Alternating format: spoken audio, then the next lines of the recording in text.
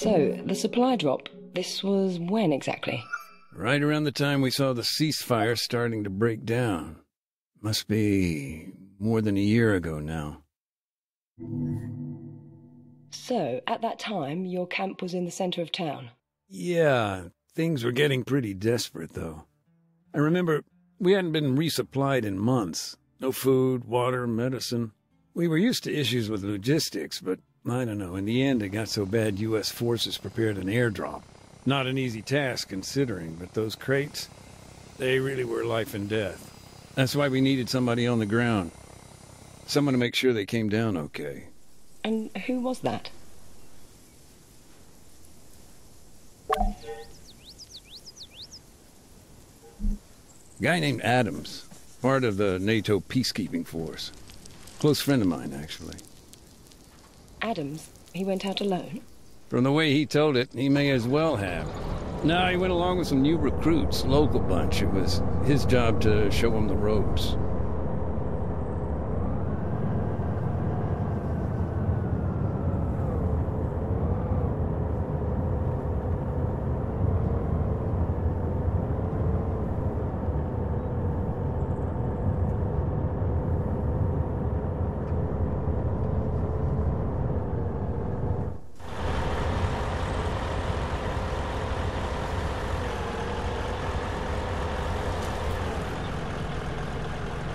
Something I'm not quite clear on. Why didn't IDAP transport the aid themselves? There must have been a reason. Yeah, there was. A couple of weeks previously, guerrillas had ambushed a convoy. It was some dissident group out to sabotage the peace talks in Kavala. Anyway, NATO intervened and the whole thing just blew up. A checkpoint was hit. Protesters were fired upon at the MOD. Yes, we were there. AAN. And you know how bad it got. Our movements were limited by the government. Exactly. And convincing anybody to reassign troops, to escort NGOs, just a total non-starter.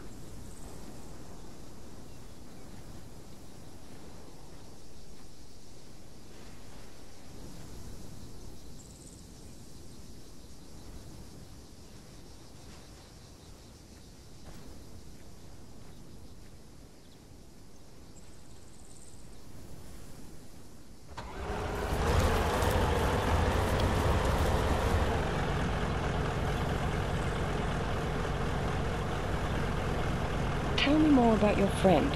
He was your liaison, right? Right. But Adams and I had a history. We'd met on a previous deployment. This guy was your typical Army lifer. Cynical, sarcastic, big heart, pissed off with everyone, everything, all the time. But he always seemed to know where to find a beer, and was always willing to share it.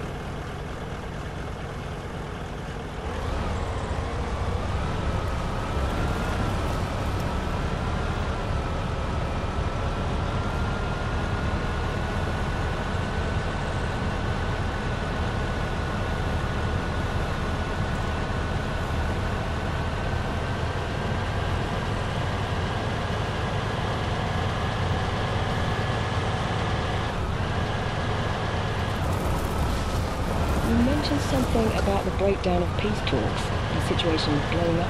What happened there, from your perspective? Well, for one thing, the change in the peacekeeping mandate came out of the blue. We heard the pressure came down the pipe from CSAT. They had the leverage. You mean it was in their interest to kick NATO off the mainland? Maybe. Certainly the government had become frustrated with NATO and vice versa. I suppose they blame NATO for their, more sympathetic approach. Hearts and minds, Adams used to tell me. But the others said they just didn't have the guts for it, couldn't do what needed to be done.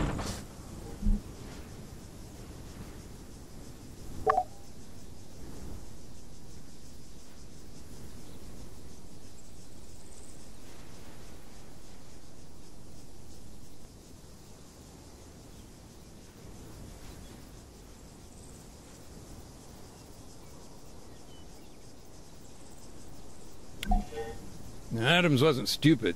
He knew the drop zones he'd been given were flawed. Information was always getting to the enemy. You're saying they were compromised? By the guerrillas, I mean. I don't know for sure, but Adams was the kind of guy to take extra precautions.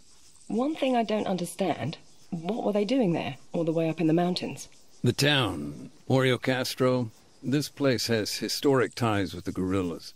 For years, people here would provide them with food, water. I see. The government responded by draining the swamp. And that involved sending soldiers? Yeah, coin ops. Adams and his guys were there to remind them of their R2P. Just a sec. I'm getting a bit lost in the lingo here. Oh, gotcha. R2P is their responsibility to protect. Counterinsurgency can get real messy real quick. He was in charge of training, laws of armed conflict, that kind of thing.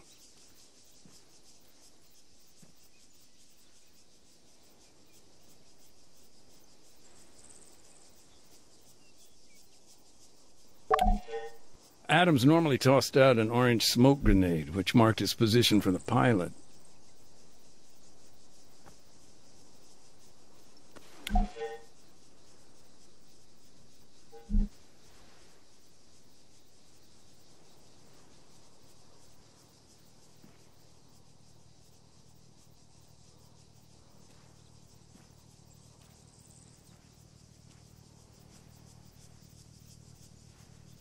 Form line.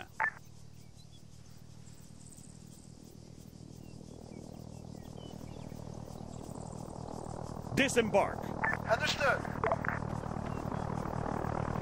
Standing by. So, these crates, were there a lot of them, or...? No, just 4. One contained medicine, another fresh drinking water. The rest were packed with rice or grain. Adams had to inspect each one individually. Later, we'd arrange collection. Form diamond. Contact. Parachute. 200 meters. To the right of us.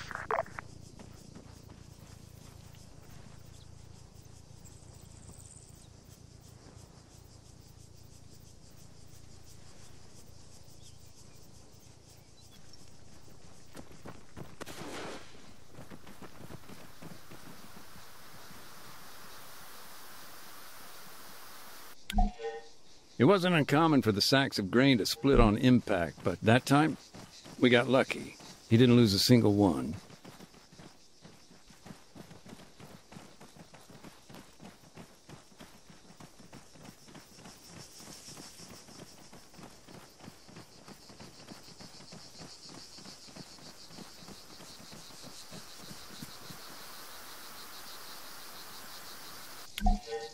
Thankfully, the rice seemed okay.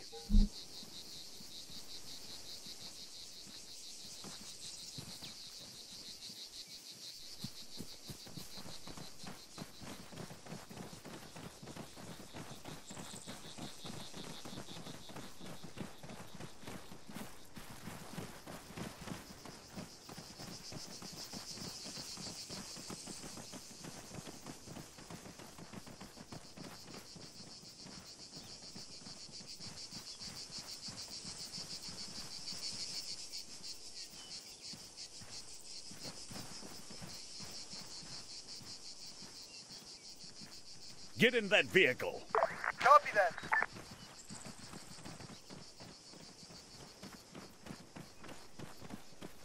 Standing by. Ready.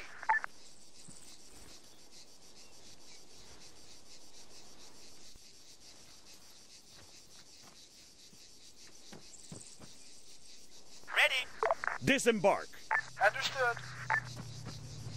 Now, the thing with airdrops, they're not exactly subtle. Smoke, noise of the plane, those bright green parachutes, they're gonna get you noticed. And in the middle of Ben's country, that's a problem. Contact machine gun. We lost one. Car, 300 meters west. I need some help here.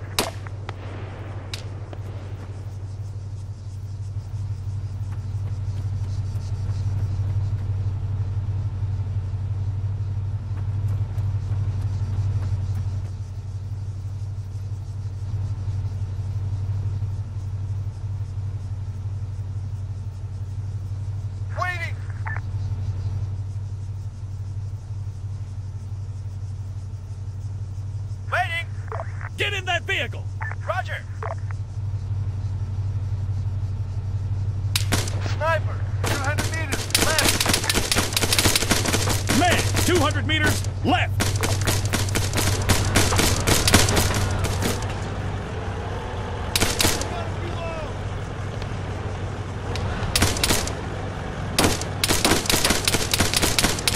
Contact car.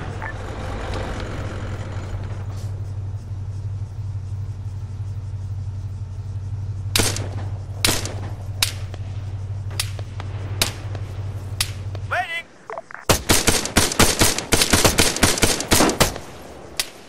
One!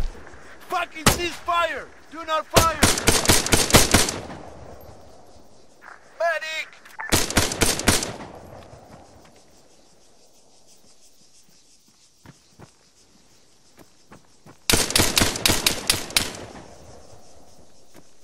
Ready! The guerrillas attacked. Yeah, from what I heard, it was pretty intense. I don't have the numbers, but maybe 6 or 7 were killed.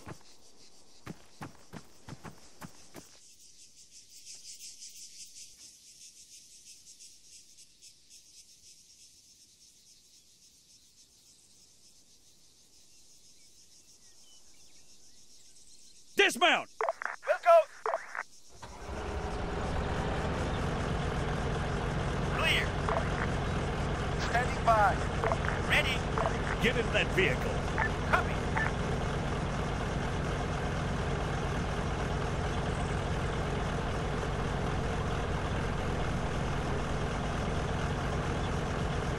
Waiting.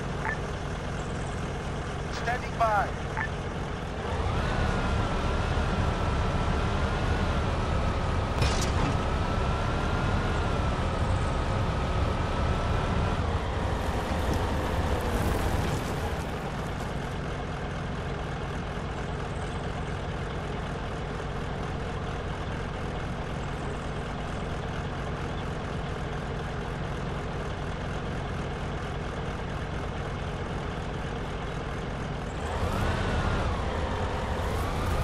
Medic.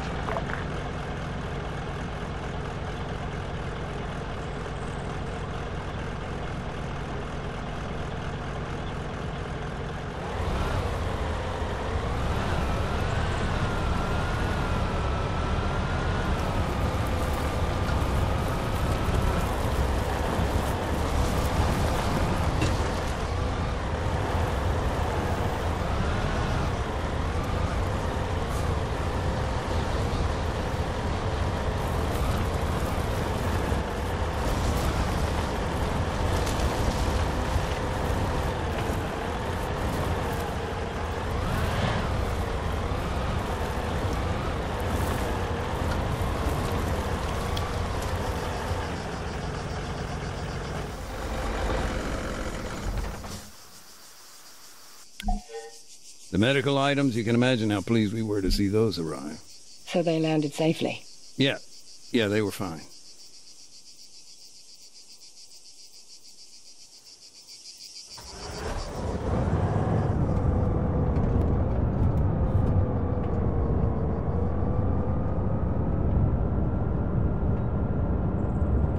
Injured!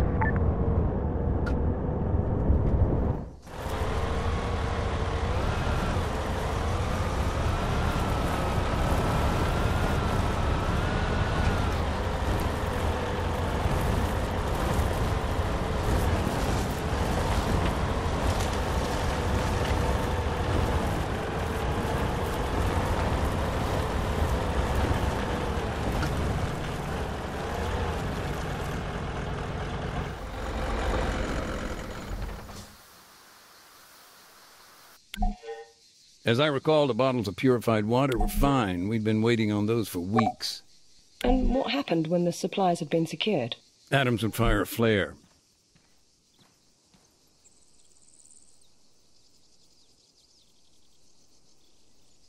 Disembark. Roger!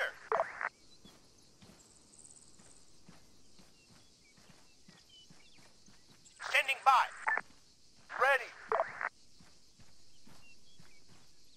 Stop. Roger!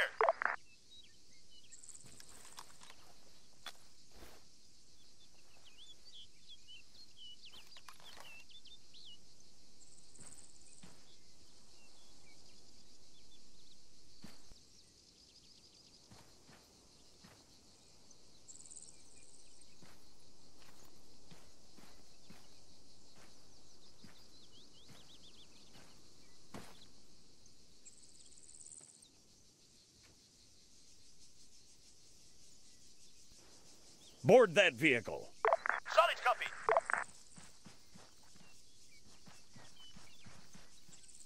Ready.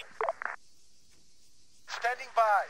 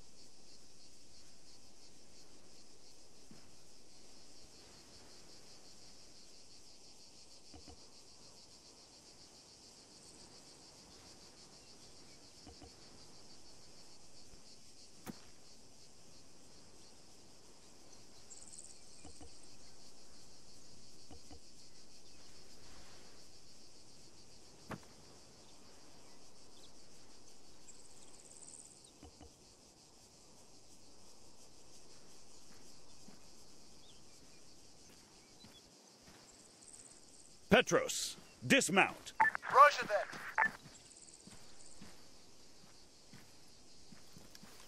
Waiting.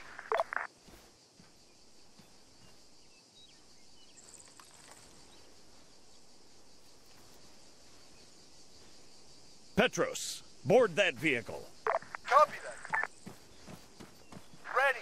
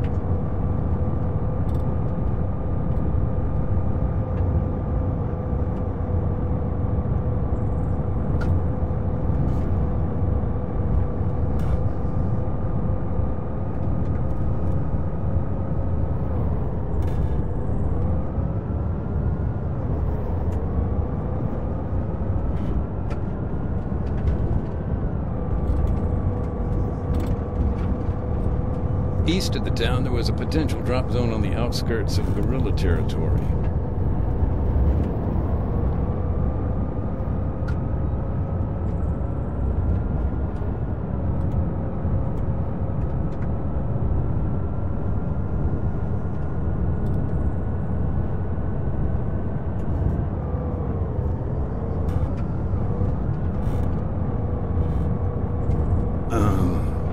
I was about to tell you something. I don't know, I kind of lost my train of thought. That's all right. Sorry. My mind, sometimes it just kind of wanders.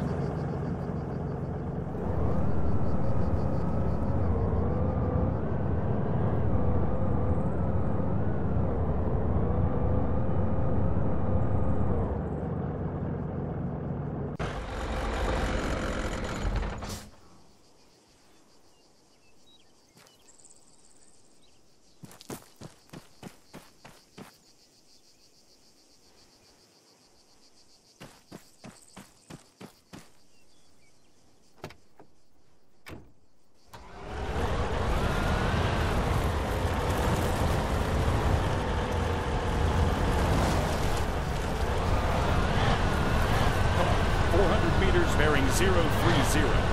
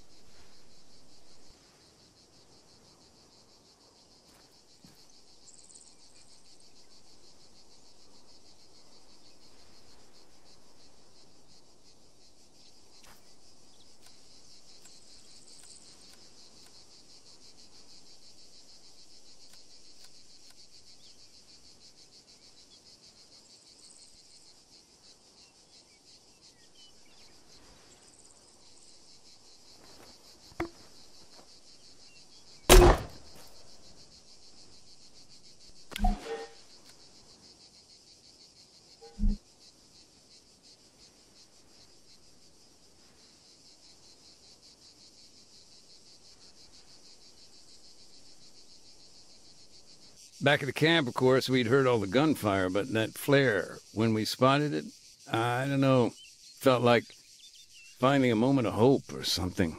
Sure. I can only imagine. And thanks for sharing. It puts a human perspective on my work. Speaking of which, your friend, do you think he'd be willing to contribute further? Even, off the record. What with the topic of my article, having an expert, an instructor on the laws of war. Look, I'm sorry. I know he'd help out however he could, but listen, he died on Stratus. A year and a bit later.